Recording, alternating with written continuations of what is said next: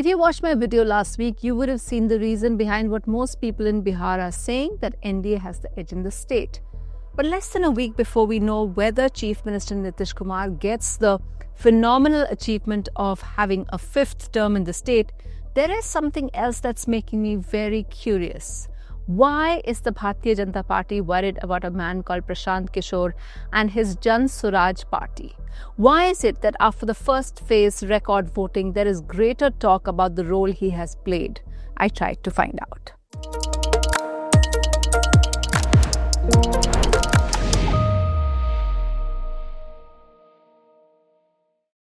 First, those of you who don't follow politics much, Prashant Kishor has become a bit of a phenomenon in the last 10 years, ever since he handled Narendra Modi's big 2014 election and got a sizable credit for his big national election victory. He was also successful in helping Mamata Banerjee win in 2021, which was a very difficult election, and Jagan Reddy become Chief Minister for the first time in 2019 in Andhra Pradesh, and of course, Arvind Kejriwal win for the second time in 2020. Kishor was unsuccessful with Trinamool in Goa and with Congress in 2017.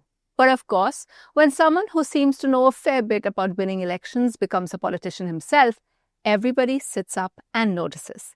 And so this election has seen all of us journalists follow him around a lot, even though most politicians agreed that the voters of Bihar were too smart to waste their vote and they were not going to invest in anyone that wasn't capable of forming government.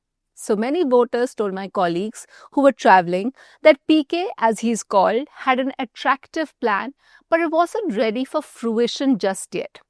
Then why is it that buzz about him refuses to die down? First reason is simply because while no one's willing to say whether Prashant Kishor will win any significant number of seats, all assessments converge on the fact that he may be able to gather a significant vote share. What is significant, you ask? Anywhere from 5 to 8% is what the BJP's assessments have been, which is exactly what established players in Bihar command. Chirag Paswan's party, LJP, got a 5.6% vote share in 2020. Jitendra Manjhi's HAM got only 1% last time, and VIP party, which the opposition wooed and got to their side, got less than 2% vote share. So if PK is indeed able to get 5% or more, it's going to be a major influencer. The question is, whose vote is Prashant Kishor eating into?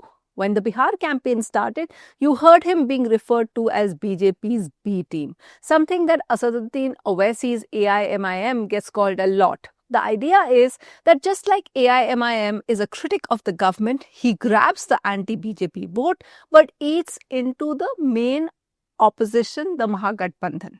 In the last election, the AIMIM got only 1.5% vote share, as I said, but managed to get 5 seats. That really hurt the opposition alliance, where RJD was the single largest party, but the opposition lost by just 15 seats.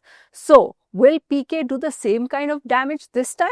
Well, in the latter half of the campaign, the assessment is that PK may be harming the NDA side more. Why?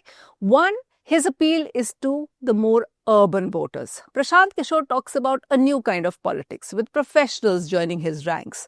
Urban voters have traditionally been allied with the BJP, and so this doesn't bode well. Second, Kishor's appeal is also with the young. He has talked about his fancy pay package as a consultant, about the need to build a new Bihar over the next few decades. All this is very attractive to the young voter who may be looking for a change from Nitish Kumar and who's not really voting along caste lines.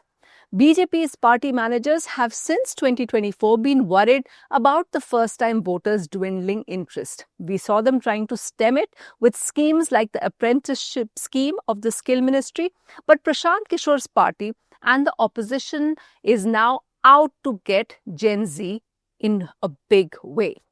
So all in all, the BJP's assessment is that they may see PK play spoiler in 14 constituencies or even more, although this insight has also made them take some countermeasures. Take Kumrahar constituency in Patna city, for instance. They voted on Thursday, and its result will be key in understanding how much impact PK's and Jan Suraaj have had. The assembly seat is now with the BJP, And the Lok Sabha seat also has BJP's Ravi Shankar Prasad. PK has fielded a much beloved maths teacher, KC Sinha, who has no history in politics. He's so well loved that people from other parties like Shatrughan Sinha are appealing for others to vote for him. The BJP changed their sitting candidate, who was a caste, so some feel that may be another disadvantage for them because they've upset that particular community. We will now only know about that next week. A similar scene is playing out in Ara constituency, which also voted on Thursday. The sitting candidate is again a BJP man, while Prashant Kishor is fielding a surgeon in the area. The doctor has been doing a door-to-door campaign and his popularity has been welcomed by the Mahagathbandhan's CPIML candidate, who lost just by 3,000 votes last time. The Muslim candidate of CPIML is hoping that PK's candidate eats into the ruling party's vote so that he benefits. And so all these factors are impacting in other seats like Muzaffarpur, Mohiuddinnagar, Mokama, and all the seats in Darbhanga district. So that's a sobering thought for the BJP ahead of counting day. There are two things that they are hoping will counter this PK factor. One, the women factor. It's like a magic tune that every BJP leader is singing. The rupees 10,000 for one woman in every family and the fact that women have, they hope, turned out in large numbers to vote is like an insurance scheme for the party. And second, they're also hoping that the big disruptor in the last elections, Chirag Paswan, is now firmly behind them, and so is the support for Nitish Kumar. So if PK does manage to do some damage, the uptick in JDU's seats will make up for any PK factor. We'll wait and see if that is indeed how it plays out or if there are surprises in the end.